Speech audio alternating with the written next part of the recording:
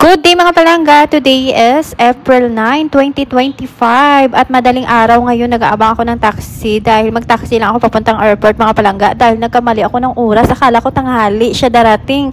Yun pala ay madaling araw. So nandito siya mga langging. Hintayin natin siya.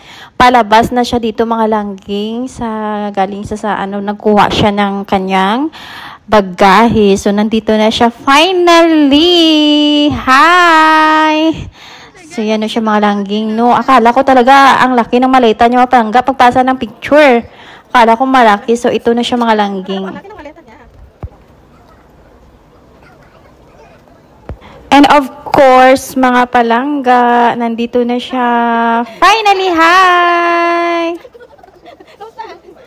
At ang ating pangako sa kanya mga palangga, ibibigay na natin dahil 100% legit na legit tayo mga palangga at hindi tayo paasa.